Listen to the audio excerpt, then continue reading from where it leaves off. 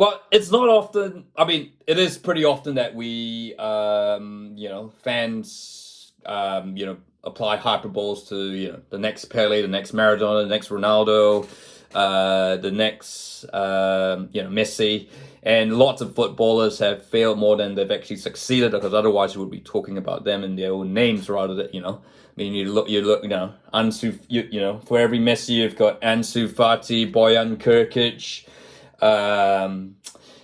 Rugi Pui, so many footballers have failed. But I think, so I'm hoping this time, and I really think Lamine Yamal could be different this time. I think there's Pele vibes of this one, and I mean when I mean Pele, I mean 1958 vibes. Because that was the tournament. He was 16 years old, scored those goals, helped Brazil win their first ever football World Cup in Sweden.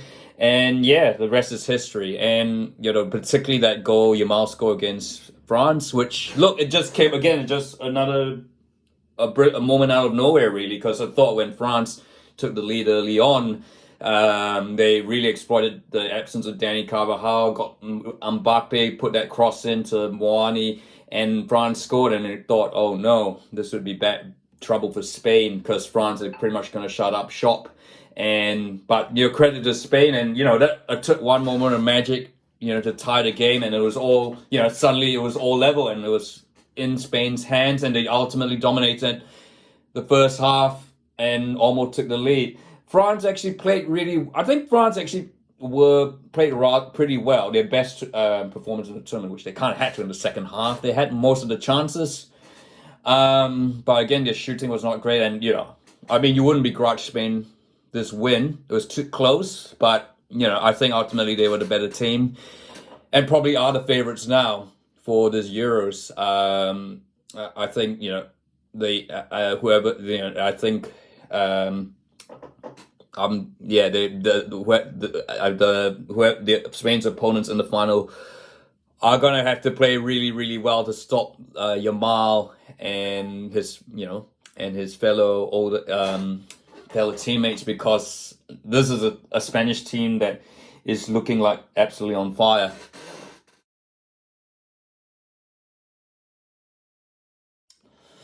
So it's about, I'm about nearly 20 minutes since the final whistle blew in Dortmund for the England-Netherlands game. And yep, I think I've stopped shaking, and it's not the I was shaking like it's about tremors when Ollie Watkins scored. That was just so unexpected. And I think, look, I don't try and post any emotions high, but oh, what the heck.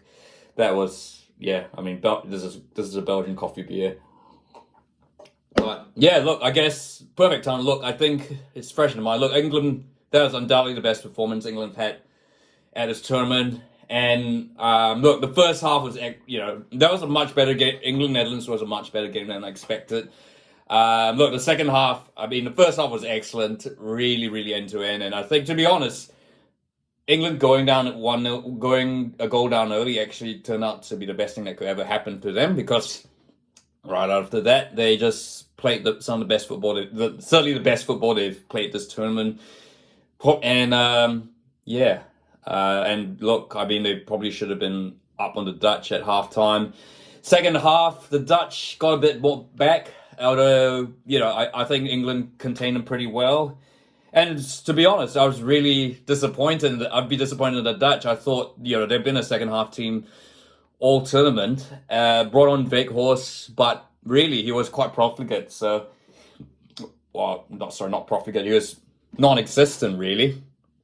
And England's defense, they had chances, but not really clear-cut ones. Look, the second half probably reverted to type, but ultimately England actually looked far more positive. I mean, bringing on Ollie Watkins, certainly a really, really positive move, and ultimately one of the best substitutions he's ever made. I think, along with Ivan Toney for the last in the England-Switzerland game.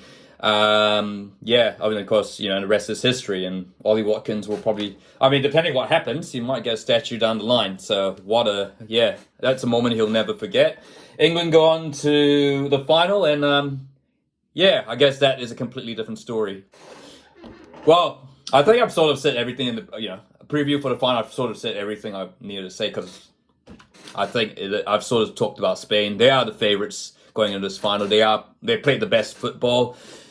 But having said that, the final is 120 minutes, and everything's on the line, and anything can happen. And that's it is the beauty of sport. England could possibly play the greatest game, the greatest 120 minutes of in their history, and be Euros. But I mean, it's probable that Spain are going to win this, and it would be deserved.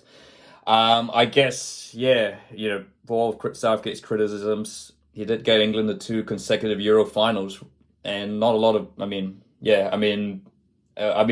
really needs to win it, but that's still an achievement in itself, and no other English managers have done that. But look, fingers crossed. Again, there's going to be a clash of styles. The technical flair of the Spanish against the English. It is sort of deja vu. Of course, you're thinking of the 2023 Women's World Cup. Spain versus England. Both teams coming in similar styles. Spain with the flair, England, with their organization, their passing game, and their tech. So this will be one to see. But what are your thoughts? Is it definitely going to be Spain's fourth European Championship win?